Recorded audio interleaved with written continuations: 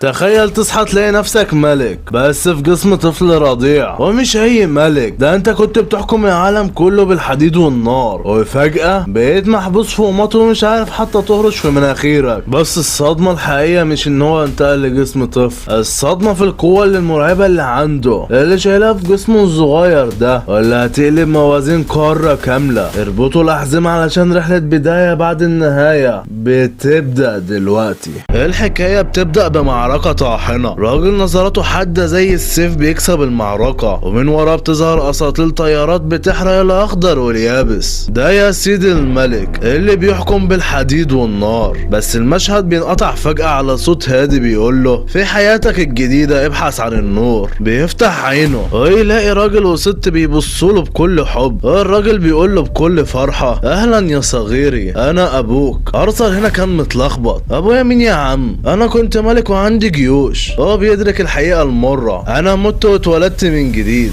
بس تفتكروا ملك متعود على الغدر والقتل هيقدر يعيش وسط عيلة بتتعامل بالحب؟ والله هيفضل حاسس انه مسجون جوه جسم الطفل ده. استنوا علشان اللي جاي صدمة لارثر نفسه. ارثر فضل يراقب كل حاجة في صمت، وبدأ يطمن للعيلة دي لما افتكر حياته القديمة اللي كان بيخاف ينام فيها علشان محدش يقتله، وبدأ يقرأ عن العالم اللي هو فيه، وعرف انه متقسم لثلاث ممالك. اول مملكة وهي مملكة الأقزام تحت الأرض، والتانية دولة الإلف سكان الغابات والأساطير، والمملكة التانية دي بقى مملكة البشر اللي نظامها ملكي، بس الملك هناك بيتورث مش بيتاخد بالدراع زي الحياة القديمة. وهنا أرثر اكتشف حاجة جننته، المانا. قوة السحر في العالم ده نوعين، المعززين اللي بيستخدموا المانا جوه جسمهم عشان يبقوا وحوش في القتال، والنوع التاني هم السحرة اللي بيحركوا المانا من بره عشان يرموها نار ومية وغيرها من الحاجات. ارثر لقى ان المانا دي شبه حاجه كان بيستخدمها زمان اسمها الكي، فقرر يبدا يطبق معرفته القديمه وهو لسه بيحبي. ارثر افتكر ان بقوته القديمه هيبقى سيد العالم ده في ثانيه، بس طلع فيه قوه تانية مرعبه ما كانش عامل حسابها، قوه الستات في العالم ده. تعالوا نشوف امه عملت ايه لما شافته. ابوه بدا يدربه على خفيف، بس امه لما شافته اتجننت. الستات في العالم ده طلعوا مرعبين بجد، وبخته توبيخ خلاه يحس ان هيبته كملك ضاعت للأبد. بس هو معاها في السوق كان زي الرادار بيراقب الصحراء ومبهور بكل تفصيلة. لأول مرة أرثر بدأ يحس بدفء العيلة اللي ما كانش يعرف عنه حاجة، أبوه المعزز القوي وأمه اللي بتحاول تضايق عليه عشان خايفة عليه، بس هو بيستخدم عليها سلاح الطفولة ونظراته البريئة عشان تسيبه يقرأ ويتعلم. وفجأة بوم، انفجار يهز البيت كله، السقف كان هيقع فوق دماغه. أرثر اللي ما كملش 3 سنين في اللحظة دي أرثر لقى نفسه محاط بهالة من المانا وطاير في الهواء كأنه بيحمي نفسه لا إراديا. أهله جريوا عليه وهم هيموتوا من الرعب، وأمه حضنته وهي بتعيط بحرقة. هنا الملك القاسي قلبه لان لأول مرة يحس يعني إيه واجب العيلة، ويعني إيه حد يخاف عليك بجد. أرثر بكى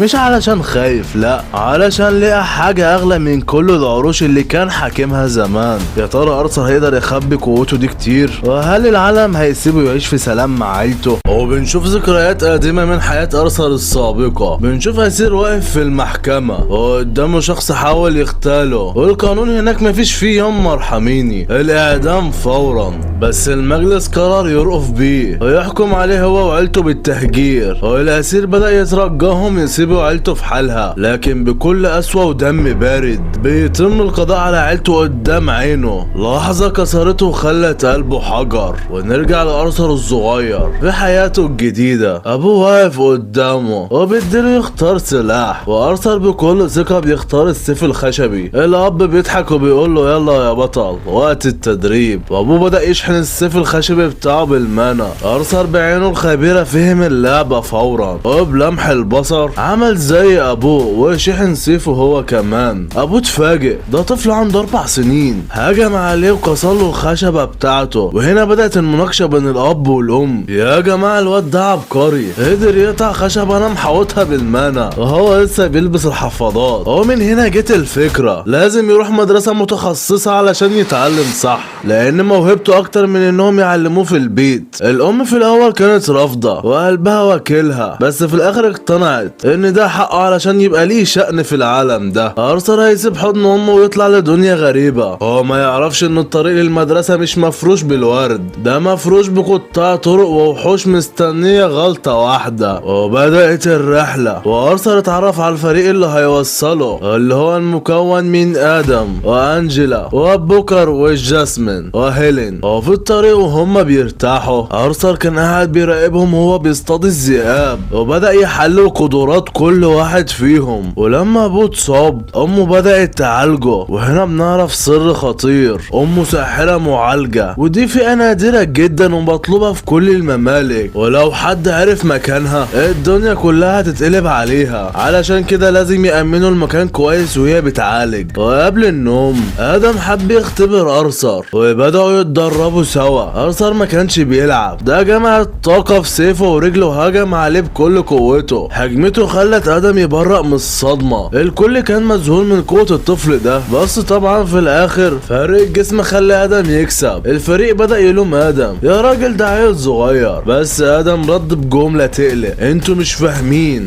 ده وحش مش طفل. الرحلة كانت ماشية تمام لحد ما ظهرت الغربان اللي بتبوظ اي فرح. قطاع الطرق وصلوا، والمرة دي اللعبة مش تدريب، ده لعبة الموت. فجأة هجم قطاع الطرق على القافلة. الفريق الاول كان مسيطر، بس الاعداد زادت والدنيا اتقلبت عليهم. الاب لما شاف الوضع بيسوء بص لارثر وقال له الكلمة اللي هزت كيانه، خد امك واهرب واحميها، انا بعتمد عليك يا بطل. ارثر فعلا خد امه وبدأ يهرب، هما بيفتحوا له الطريق، بس واحد من قطاع الطرق ظهر فجأة وحاول يهجم عليهم. في لحظة ما كانش فيها تفكير ارثر زق امه بعيد عن الضربة، ولقى نفسه بيقع من فوق المنحدر، بس الملك اللي جواه ما سابش حقه، هو بيقع شد معاه واحد من العصابة وقال له انا مش هقع لوحدي. لأول مرة في حياته ارثر يضحي بنفسه علشان حد تاني، احساس جديد عليه تماما ما كانش يعرفه هو ملك. والوجع الاكبر اننا بنعرف ان امه حامل، وارثر كان نفسه يعيش علشان يبقى الاخ الاكبر، بس وهو بيقع ما كانش بيفكر غير في حاجة واحدة، هل دي نهايتي؟ بعد الوقعة المرعبة ارثر بيفتح عينه بيلاقي نفسه قدام وحش غريب، شكله مرعب لدرجة تخلي اي حد يتنفض. ارثر الملك اللي جواه ما بيخافش، قرر يهجم، بس يا عيني بلمسة صباع واحدة الوحش ده طياره في الهوا. لسه قدامك كتير يا بطل علشان تتعلمه، دي كانت الكلمة اللي اتقالت له. ارثر بدأ يسأل على اهله وهو قلبه بياكله عليهم، وعرف الحقيقة اللي ريحت قلبه، انهم لسه عايشين. في اللحظة دي ارثر فرح فرحة عمره، وبدأ يطمن للوحش اللي طلع اسمه سيلفيا. ارثر افتكر انه وصل لاخر الخط، بس ما كانش يعرف ان الوحش اللي قدامه ده هو اللي هيفتح له ابواب قوة ما كانش يحلم بيها. بس يا ترى ايه التمن اللي سيلفيا هتدفعه؟ مرت الايام وجروح ارثر بدأت تخف، وسيلفيا بدأت تعرفه ان التنقل بالسحر مش لعبة، ده محتاج مجهود جبار. كانت مستغربة جدا ان طفل زيه وفي سنه عنده نواة منع، وبدأت توريه اسلوب غريب جدا بتجمع بين السحر والمنع في نفس الوقت، حاجتين عكس بعض بس بيطلعوا قوة مش طبيعية. سيلفيا عرضت عليه انها تعلمه، وارثر وافق فورا علشان يحمي اهله، بس سيلفيا كان عندها شرط، لو هتتعلم علشان تقتل مش هعلمك. بدأت تعلمه الرحمة، وان القوة امانة مش وسيلة للذبح. وفي النص بنشوف فلاش باك لحياة ارثر القديمة، وهو ملك مرعب الكل بيخاف منه، بس كان حاسس انه ملك صورة بس، والبرلمان هو اللي ممشي كل حاجة. بنشوف تاجه مكسور وهدومه متقطعة، رمز لضياع هيبته القديمة. التدريب كان ماشي تمام لحد ما ظهر العدو اللي سيلفيا كانت مستخبية منه، وحش شبهها بس قلبه مليان شر. واللحظة دي كانت بداية النهاية لهدوء الغابة. فجأة سيلفيا حست بالخطر، خبطت ارثر وطيرته ورا الصخور، وقالت له اوعى تطلع صوت. الوحش الشرير وصل وبدأ يهاجم، وهنا سيلفيا كشفت عن حقيقتها وتحولت لتنين اسطوري، وبدأت معركة تكسر العظم. وبنعرف ان استخدام القوة دي ليه تمن غالي، سيلفيا ممكن تموت. سيلفيا وقفت الزمن في لحظة اعجازية، وندهت على ارثر وفتحت له بوابة عشان ترجعه لاهله، واعتذرت له ان المكان ممكن ما يبقاش قريب لاهله، وسألته لاخر مرة هتستخدم قوتك في ايه؟ رد بكلمة واحدة، واحدة علشان احمي اللي بحبهم. سيلفيا كانت متصابة اصابة بالغة، ادت لارثر بيضة وقالت له لفها بالريشة واهتم بيها. وفجأة ظهر وشم غريب على دراع ارثر وسيلفيا طمنته هتعرف كل حاجة في وقتها. ارثر بص لسيلفيا بحزن وقال انا قلت هحمي اللي بحبهم بس مش قادر احميكي انتي. في اللحظة دي ارثر حس انه اتغير فعلا، ما بقاش الملك القاسي، بقى انسان بيحب عيلته اللي سيلفيا بقت واحدة منهم، وناداها جدتي. وهو داخل البوابة سيلفيا خدت ضربة مباشرة وقعتها على الارض، وبتكلمه من جوه البوابة وبتقوله السر الاخير، انا اللي استدعيتك للعالم ده، خلي النور يملى حياتك الجديدة يا ملك. ارثر خرج من البوابة وهو بيعيط بحرقة على فراق جدته سيلفيا ومعاه البيضة، واقف لوحده وسط الغابة ما يعرفش فيها حد، بس قلبه مليان بعهد جديد. يا ترى ارثر هيعمل ايه بالبيضة دي وازاي هيوصل لاهله وهو في مكان مجهول؟ الحكاية لسه في اولها، والصدمات اللي جاية لارثر وعيلته هتخليكم تمسكوا في الكرسي. تفتكروا ارثر هيقدر يوصل لاهله فعلا؟ والبيضة ديت هل هتطلع وحش ولا حليف؟ اكتبوا توقعاتكم في الكومنتات، وما تنسوش تشتركوا في سينما الانمي وتفعلوا الجرس علشان السهرة الجاية تقيلة جدا. اشوفكم الفيديو الجاي يا ابطال، سلام.